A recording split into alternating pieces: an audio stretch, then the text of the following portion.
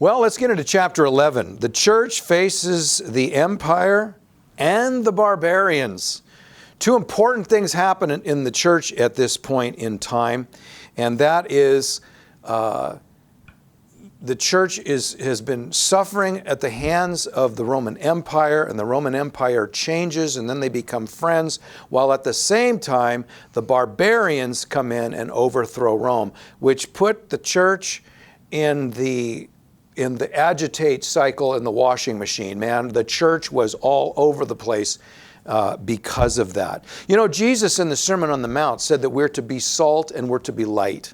As a matter of fact, I misspeak myself. He didn't say we are to be. He says we are. It's an indicative. We are that, not an imperative that we must be that. The church is to be salt and light. Salt is a preservative. That's how it was understood in that day, and that's how it's understood when we talk about the church being salt. And light illuminates, and that's what the church is supposed to do: is to preserve and to illuminate. And so the way we've divided this chapter up is that as the Roman Empire is coming to an end, and as the uncivilized barbarians are rushing in.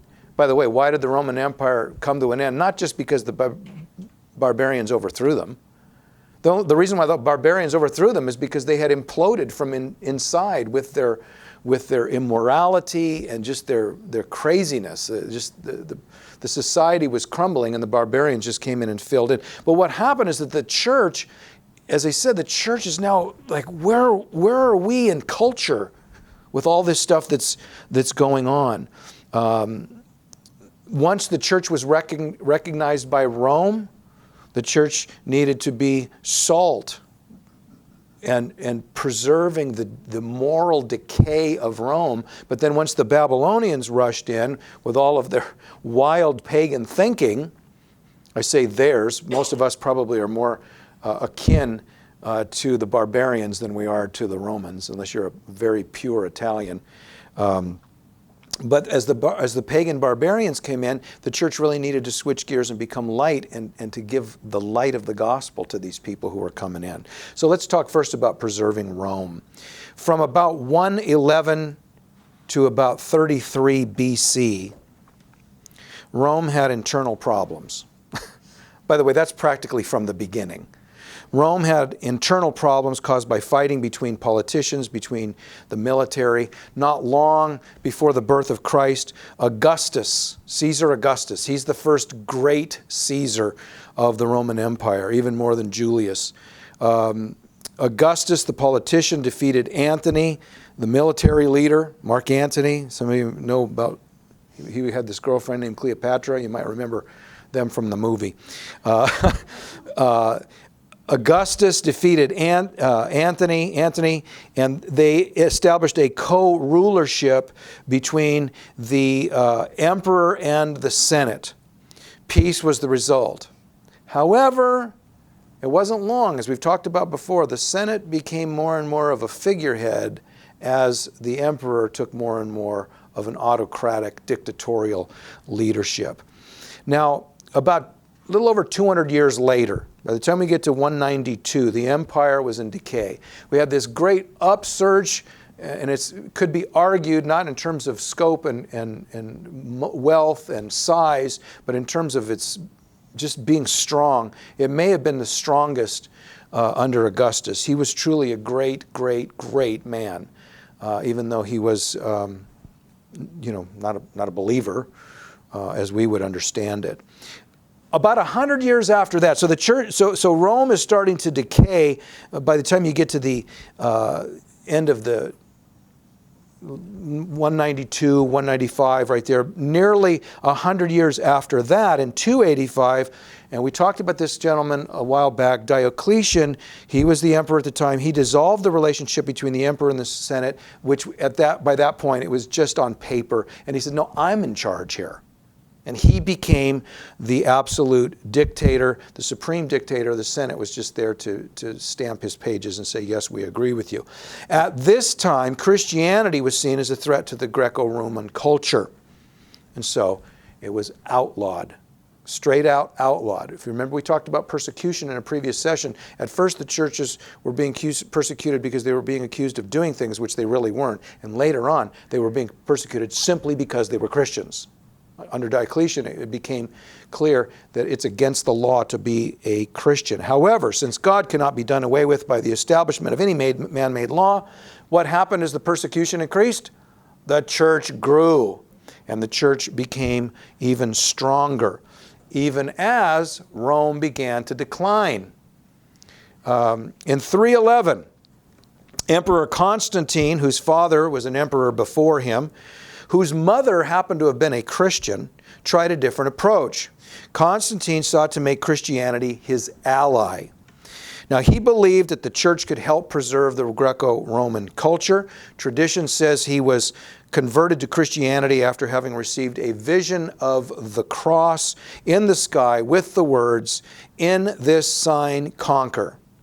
Now, here's the question of the ages, and I got great news for you. I don't know the answer.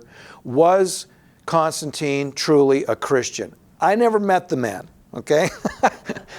I don't know. There's interesting things about him on both sides. Was his conversion truly motivated by politics, or was it a true conversion? I hope it was a true conversion. And the fact that he didn't do everything perfectly as a Christian right away doesn't mean that it couldn't have been a true conversion. Because which of us, the day we were saved, changed everything in our lives, especially if we were in charge of the world at the moment, which none of us, of course, were. That's a lot of baggage to learn to undo. So, you know, if you flip over another page, the footnote that I wrote here, Constantine continued to be the Pontifex Maximus of Rome, meaning the chief religious man of the Roman Empire, which allowed him the position of chief priest of the pagan state of religion as well as over Christianity. He also had a number of men killed whom he thought posed a threat to his position as leader. This does not sound like a converted man. However, rule number one in studying history, do not judge people from a completely different time and a completely different place based on how we understand things now.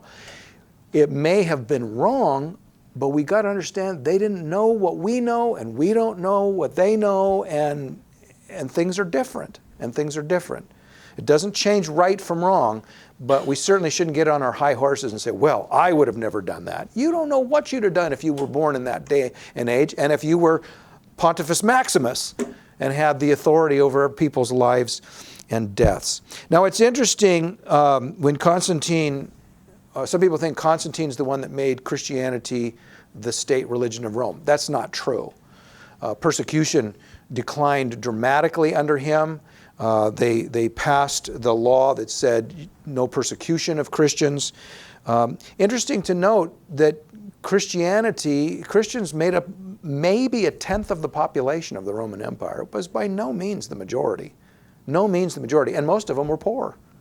Many of them were slaves. But with Constantine on the throne, the church began to prosper because they weren't being persecuted in that sense, and they were able to do things. Laws were passed giving preferential treatment to Christian clergy. Sunday was officially set aside as, quote, a day of rest and worship. Hello?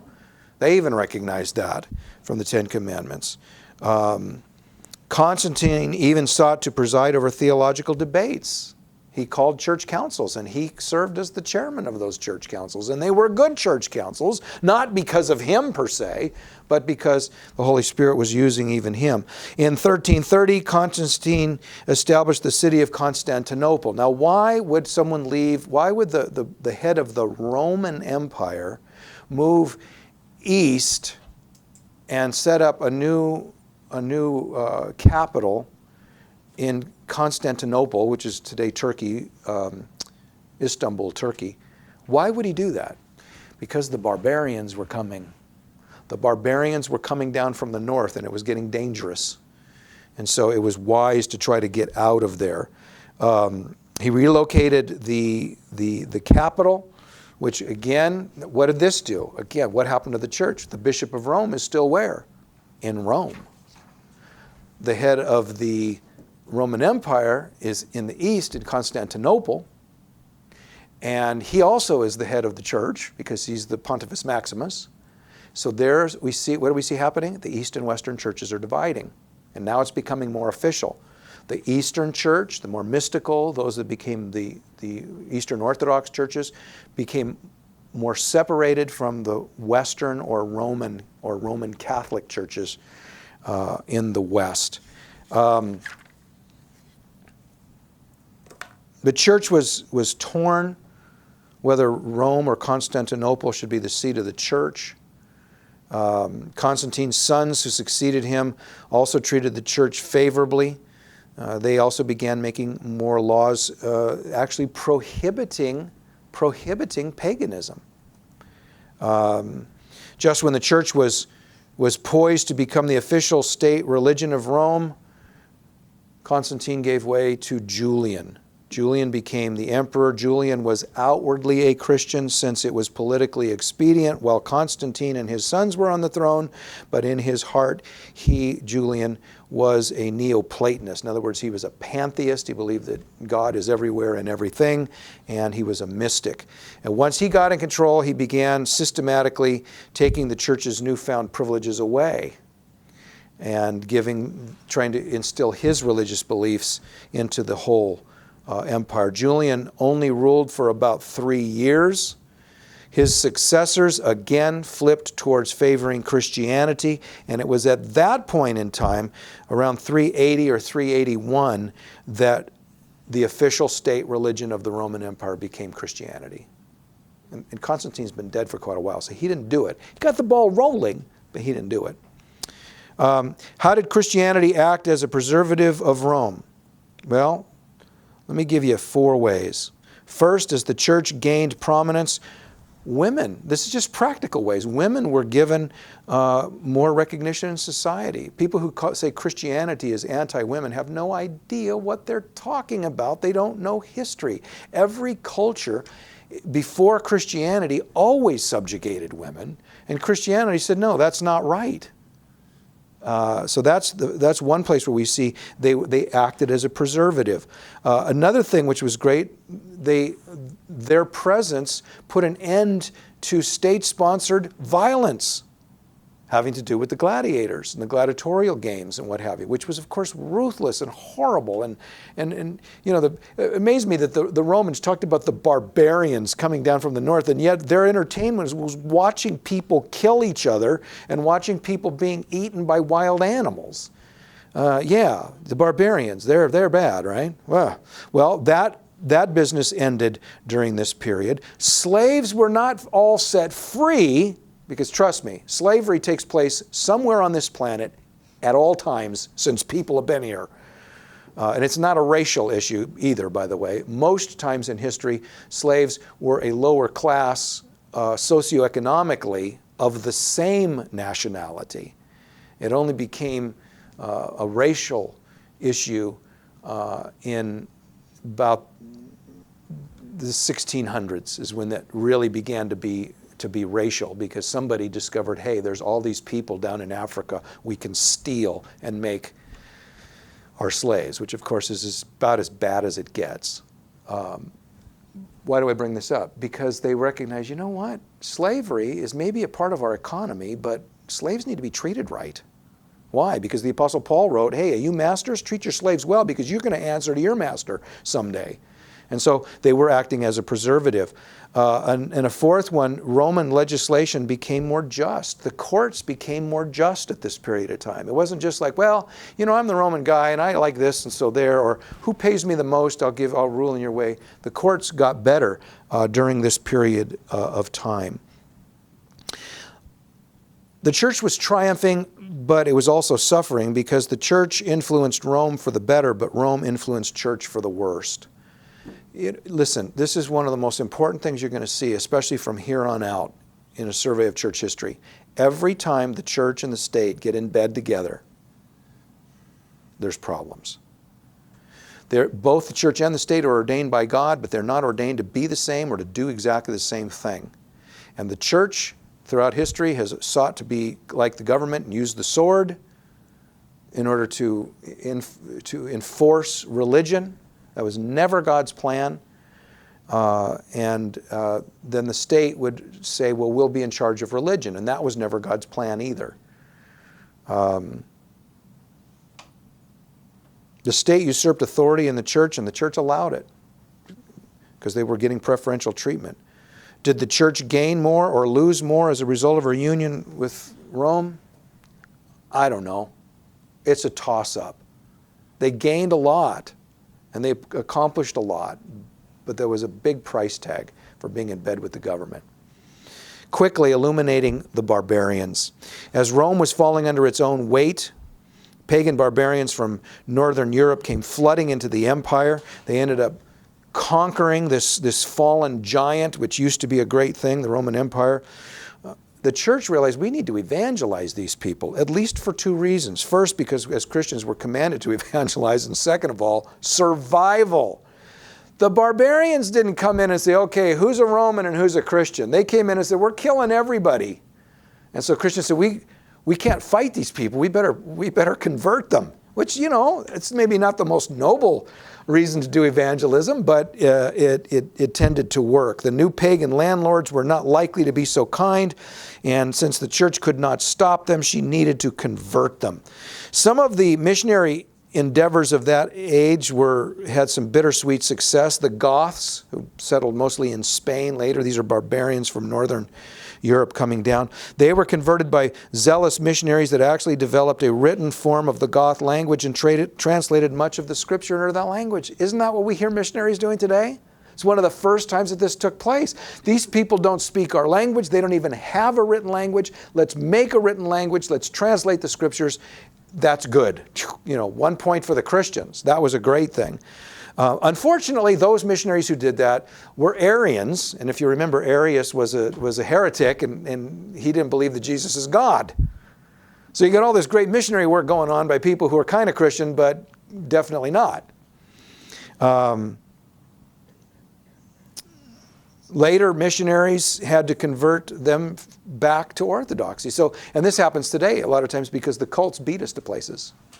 When the Soviet Union collapsed, and there was this opportunity for Christians. Yes, there were a bunch of Christians who went in, but you know who came in mass?